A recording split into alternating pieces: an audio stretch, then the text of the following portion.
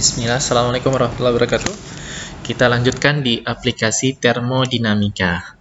Nah, pada bagian ini, tadi kalian telah mempelajari tentang definisi termodinamika, lalu buat apa sih kami belajar termodinamika? Apa sih aplikasinya di lingkungan, atau apa sih aplikasinya di dunia sehari-hari? Nah, ini kita pelajari di sini. Jadi, dua pertanyaan yang harus kalian ajukan, yaitu mengapa sih harus belajar termodinamika? Yang pertama. Yang kedua, aplikasi apa sih termodinamika ini di dalam kehidupan sehari-hari? Dua pertanyaan ini harus kalian ajukan setiap kalian belajar setiap materi. Mengapa saya harus belajar materi ini? Dan apa aplikasi pada kehidupan sehari-hari atau aplikasi pada dunia kerja? Sehingga kenapa? Sehingga ketika kalian menanyakan dua materi ini atau dua pertanyaan ini, kalian akan tergugah semangatnya untuk belajar materi itu dengan fokus, dengan benar-benar ingin mengetahuinya. Jangan hanya ingin mengejar nilai, tetapi coba ketika kalian belajar suatu materi, kalian benar-benar ingin menguasainya dan ingin benar-benar bisa kalian terapkan di kehidupan kalian sehari-hari atau di dunia kerja kalian. Untuk pertanyaan pertama, kita jawab. Mengapa harus belajar termodinamika? Kenapa? Karena dalam kuliah kalian dulu, dalam kalian sekarang semester 2, dan sudah belajar termodinamika, itu udah luar biasa.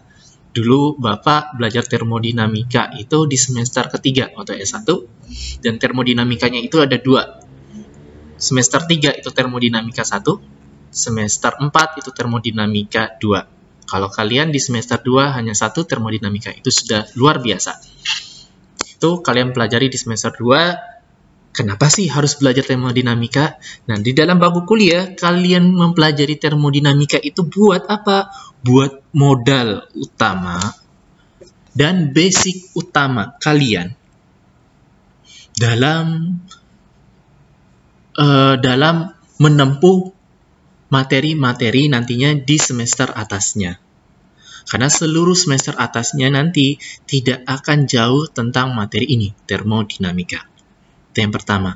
Yang kedua, ketika kalian lulus nantinya, kalian itu diharapkan seorang sarjana teknik, karena kalian adalah teknik pengendalian pencemaran lingkungan, berarti kalian itu adalah menjadi seorang sarjana teknik nantinya yang dapat merancang berbagai peralatan.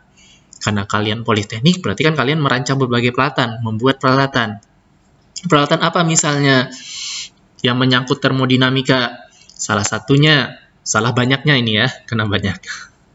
Pertama, merancang mobil. Kalian bisa merancang mobil nantinya. Karena mobil itu pasti menemukan panas.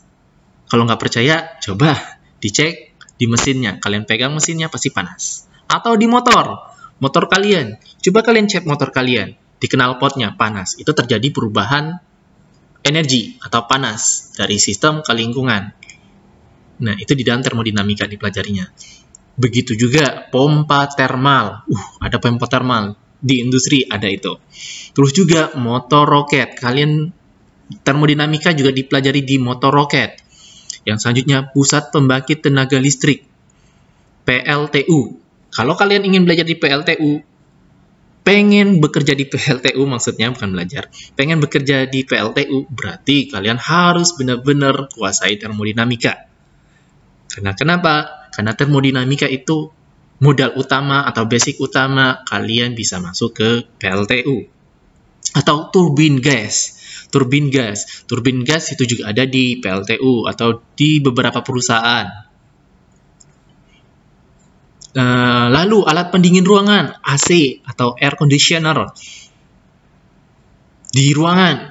Nah, ketika di ruangan, kenapa ruangan itu bisa dingin? Sedangkan ketika kalian keluar ruangan panas, nah itu menerapkan sistem termodinamika di dalamnya AC itu. Begitu juga sistem pemanas surya, itu juga menerapkan sistem termodinamika dan lain-lainnya. Nah, contohnya aplikasi dalam kehidupan sehari-hari. Ini gambarnya ya, beberapa contoh. Yang gambar pertama, ilustrasi greenhouse effect and the gas rumah kaca. Nah, ini ilustrasinya. Salah satunya, greenhouse effect apa? Itu kan udah dipelajari ya. Nggak akan Bapak rinci di sini karena Bapak rasa ini sudah kalian pelajari di praktek ilmu lingkungan. Terjadi perubahan panas antara di dalam ruangan greenhouse-nya, di dalam rumah greenhouse, sama di luar greenhouse. Nah, terjadi efek rumah kaca juga di sana. Nah, ini kalian pelajari khusus tentang perubahan energinya atau kalornya di termodinamika. Nah, itu yang pertama.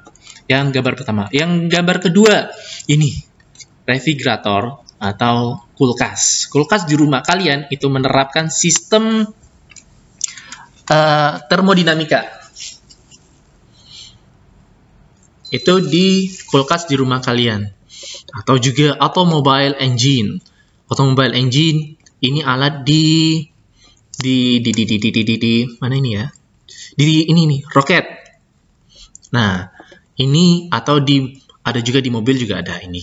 Ini juga menerapkan sistem termodinamika. Atau yang paling di industri kompleks itu adalah pada power plant, electrical power plant. Oke. Electrical power plant atau di PLTU. Itu juga menerapkan termodinamika.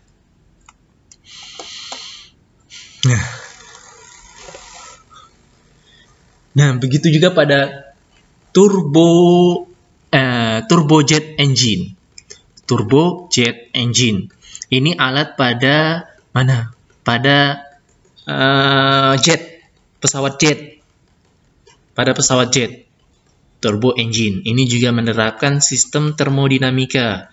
Ini juga ya, kulkas, terus AC juga tadi yang udah ya. Juga menerapkan sistem termodinamika. Dan yang dunia kedokteran, bagi yang tertarik pada dunia kedokteran, ternyata sistem termodinamika atau ilmu termodinamika itu juga berperan pada biomedical application atau pembuatan jantung buatan. Nah, ini atau paru-paru buatan juga sekarang lagi dikembangkan, ini juga menggunakan sistem termodinamika. Kompleks kan sistem termodinamika? Dari kehidupan sehari-hari sampai dunia medicine atau kedokteran juga menerapkan sistem termodinamika. Jadi termodinamika itu makanya disebut basic untuk menuju keberhasilan. Maka kalian harus benar-benar mempelajari termodinamika ini. Dan semoga penyampaian Bapak ini dapat membuat kalian tertarik atau semangat belajar termodinamika. Oke, kita masuk ke dalam bagian kedua. Bagian terpenting dari termodinamika, yaitu definisi sistem dan lingkungan. Oke, terima kasih. Kita lanjut ke bagian kedua.